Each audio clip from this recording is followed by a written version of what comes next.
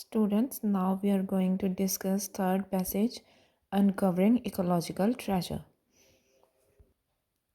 27 to 31 questions are MCQs.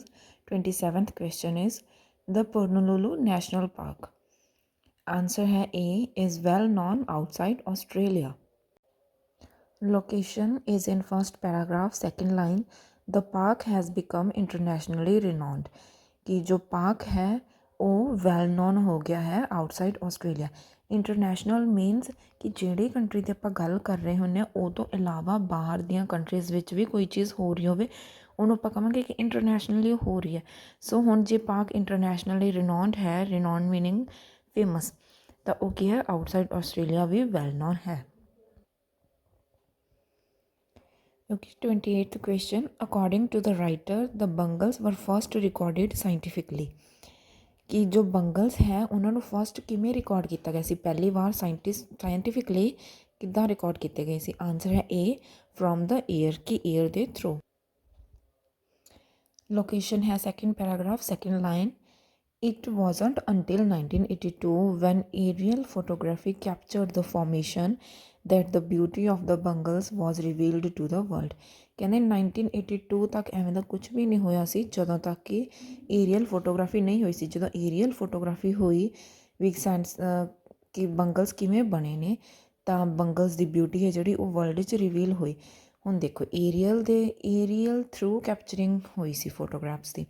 So Ariel ਦਾ ਮਤਲਬ ਹੁੰਦਾ ਹੈ ਕੋਈ ਵੀ ਥਿੰਗ ਜਾਂ ਫਿਰ ਕੋਈ ਵੀ ਪ੍ਰੋਸੈਸ ਜਿਹਦਾ ਮੀਡੀਅਮ ਏਅਰ ਬਣ ਜਾਵੇ ਉਹ ਏਰੀਅਲ ਹੋਊਗਾ।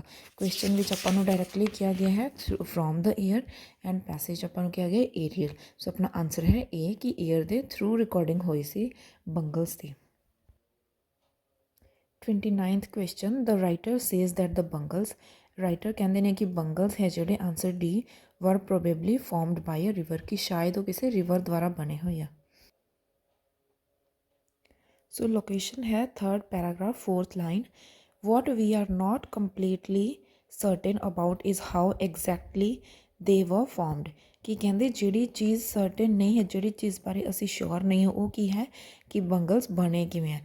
although we estimate that a riverbed with layers that were created over the millennia, although scientists ਕਹਿੰਦੇ ਆ ਕਿ ਅਸੀਂ ਐਸਟੀਮੇਟ ਕਰ ਸਕਦੇ ਹਾਂ ਕਿ 350 ਮਿਲੀਅਨ ਈਅਰ ਐਗੋ ਉਹ ਬਣਨੇ ਸ਼ੁਰੂ ਹੋ ਗਏ ਸੀਗੇ ਅਤੇ ਉਹ ਕੀ ਹੈ ਕਿਸੇ ਰਿਵਰ ਬੈਡ ਦਾ ਇੱਕ ਹਿੱਸਾ ਸੀ।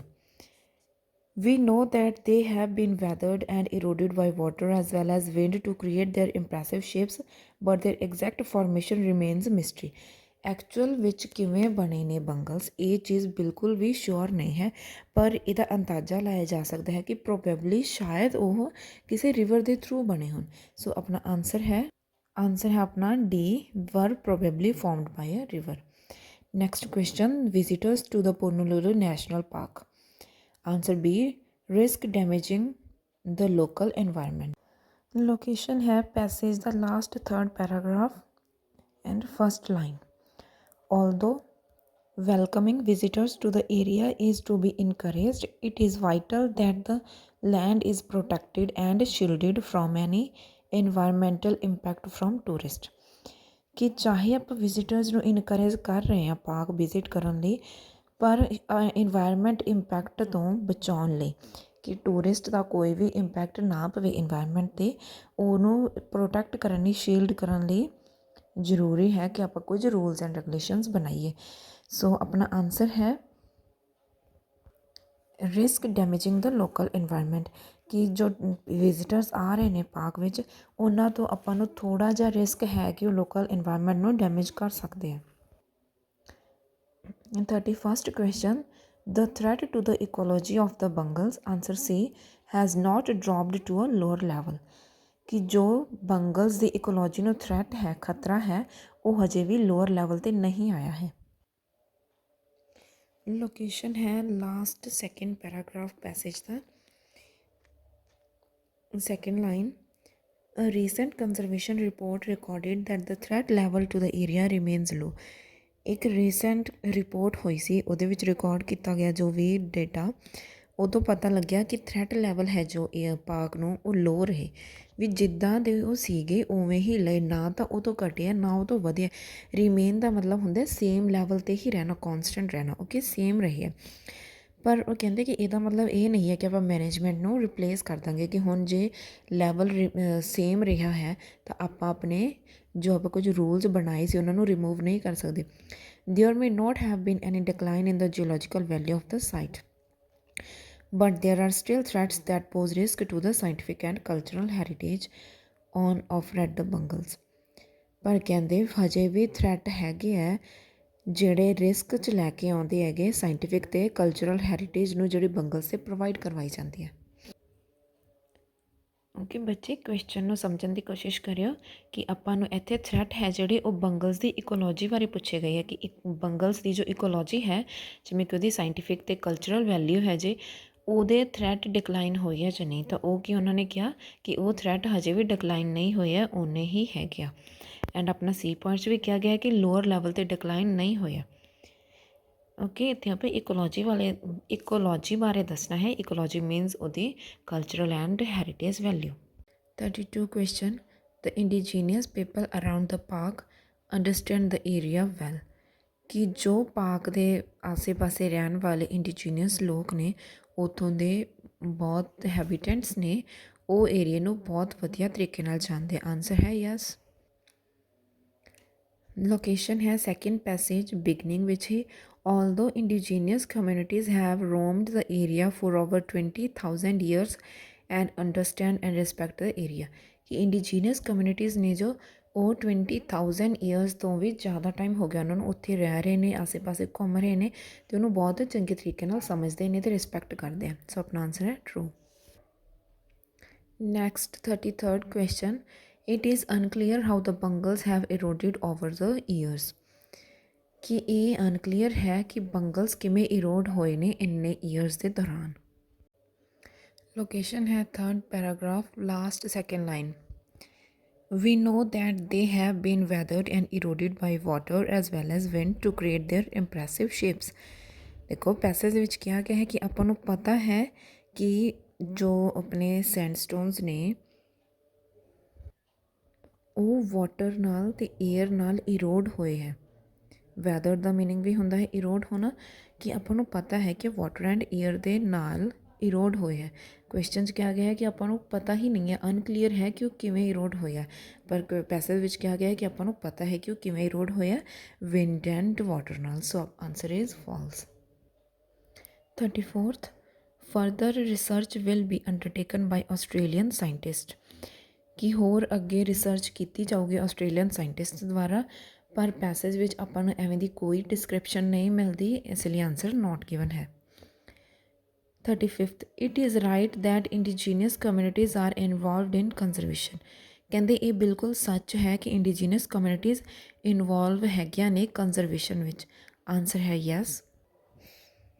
ਸੋ ਬੱਚੇ, ਲੋਕੇਸ਼ਨ ਹੈ 6th ਪੈਸੇਜ, ਜੋ ਪੈਸੇਜ ਸਿੰਸ ਦ ਕ੍ਰੀਏਸ਼ਨ ਤੋਂ ਸ਼ੁਰੂ ਹੋ ਰਿਹਾ ਹੈ ਨਾ, ਉਹਦੇ ਵਿੱਚ ਦੇਖੋ ਥਰਡ ਲਾਈਨ ਵਿੱਚ ਕਿਹਾ ਗਿਆ ਹੈ ਨਾ, management of the park is shared between the Western Australia department of environment and conservation and the local indigenous people. ਕਿ ਜੋ ਕੰਜ਼ਰਵੇਸ਼ਨ ਹੈ, ਮੈਨੇਜਮੈਂਟ ਦਾ ਕੰਮ ਹੈ ਪਾਰਕ ਦਾ, ਉਹ ਕਿਹਦੇ ਵਿੱਚ ਸ਼ੇਅਰ ਕੀਤਾ ਗਿਆ ਹੈ।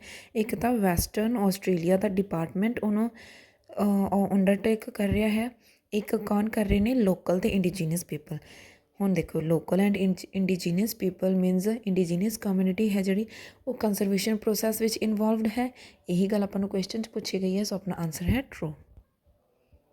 Next question 36, the risk of fire is the biggest threat to the national park. So ਆਪਾਂ ਨੂੰ ਇਹ ਚੀਜ਼ ਕਿਤੇ ਵੀ ਨਹੀਂ ਦਿੱਤੀ ਗਈ ਹੈ ਕਿ ਬਿਗੈਸਟ ਥ੍ਰੈਟ ਹੈ ਜੋ ਨੈਸ਼ਨਲ ਪਾਰਕ ਦਾ ਉਹ ਫਾਇਰ ਹੈ, ਕਿ ਜੋ ਫਾਇਰ ਵਿੱਚ ਰਾਈਜ਼ ਹੋ ਰਿਹਾ ਉਹ ਹੈ, ਤਾਂ ਇਸ ਕਰਕੇ ਆਨਸਰ ਆਪਣਾ ਨੋਟ ਗਿਵਨ ਹੈ। Okay students, 37th question, due to the dash of iron in unprotected layers of rock, the sandstone turns a beautiful shade of orange in a process commonly known as dash। This doesn't happen in every layer though। देखो ਹੁਣ ਆਪਾਂ ਇੱਥੇ 37 and 38 ਦੇ ਦੋ ਫਿਲਅਪਸ fill ਕਰਨੇ ਆ। ਇੱਕ answer ਹੈ ਆਪਣਾ 37 ਆਕਸੀਡਾਈਜੇਸ਼ਨ ਐਂਡ 38 ਹੈ ਰਸਟਿੰਗ। ਦੇਖੋ ਉਹਨਾਂ ਨੇ ਕਿਹਾ ਗਿਆ ਹੈ ਕਿ ਇੱਕ ਲੇਅਰ ਹੈ ਰੌਕ ਦੀ ਜਿਹੜੀ ਅਨਪ੍ਰੋਟੈਕਟਿਡ ਹੈ, ਅਨਪ੍ਰੋਟੈਕਟਿਡ ਮੀਨਸ ਇੱਕ ਬੈਕਟੀਰੀਆ ਹੁੰਦਾ ਹੈ ਜਿਹੜਾ ਲੇਅਰ ਨੂੰ ਪ੍ਰੋਟੈਕਟ ਕਰਦਾ ਹੈ ਆਕਸੀਡਾਈਜ਼ ਹੋਣ ਤੋਂ, ਤਾਂ ਉਹ ਬੈਕਟੀਰੀਆ ਜਦੋਂ ਐਬਸੈਂਟ ਹੋਊਗਾ ਤਾਂ ਕੀ ਹੋਊਗੀ, ਆਕਸੀਡਾਈਜੇਸ਼ਨ ਹੋ ਜਾਊਗੀ।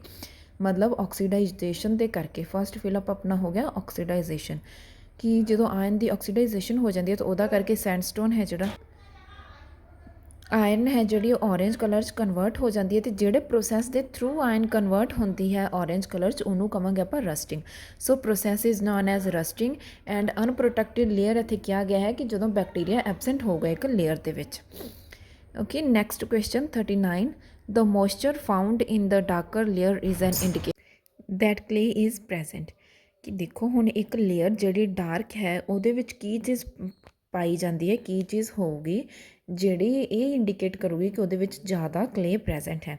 ਤਾਂ ਆਨਸਰ ਹੈ ਮੋਇਸਚਰ। ਕਿ ਇੱਕ ਲੇਅਰ ਜੋ ਡਾਰਕ ਹੈ ਸਟੋਨ ਦੀ, ਉਹਦੇ ਵਿੱਚ ਕੀ ਹੈ, ਕਲੇ ਜ਼ਿਆਦਾ ਹੋਊਗੀ ਤਾਂ ਉਹ ਜ਼ਿਆਦਾ ਮੋਇਸਚਰ ਨੂੰ ਰਿਟੇਨ ਕਰ ਸਕੂਗੀ ਐਂਡ ਉਹਨੂੰ ਪ੍ਰੋਟੈਕਟ ਕਰੂਗੀ ਆਕਸੀਡਾਈਜੇਸ਼ਨ ਤੋਂ। Next, last question. This protection means that any iron present doesn't change color, which in turn prevent erosion, leaving the rock more solid than other. So answer है erosion, कि एक iron ਦੀ ਇੱਕ layer ਜਿਹਦੇ ਵਿੱਚ ਜ਼ਿਆਦਾ ਕਲੇ ਹੋਊਗੀ ਤਾਂ ਉਹ ਕੀ ਹੈ, ਪ੍ਰੋਟੈਕਟ ਕਰੂਗੀ, ਉਹ ਪ੍ਰੋਟੈਕਟ ਹੋ ਜੂਗੀ, ਆਕਸੀਡਾਈਜੇਸ਼ਨ ਨਹੀਂ ਹੋ ਪਾਊਗੀ ਉਹਦੀ, ਅਤੇ ਇਹਦਾ ਕਰਕੇ ਆਇਰਨ ਨੂੰ ਇਰੋਜ਼ਨ ਹੋਣ ਤੋਂ ਬਚਾਊਗੀ। ਆਇਰਨ ਹੈ ਉਹ ਕਲਰ ਚੇਂਜ ਨਹੀਂ ਕਰੂਗੀ, ਮਤਲਬ ਉਹ ਆਕਸੀਡਾਈਜ਼ ਨਹੀਂ ਹੋਊਗੀ ਅਤੇ ਇਰੋਜ਼ਨ ਤੋਂ ਪ੍ਰੋਟੈਕਟ ਹੋ ਜੂਗੀ।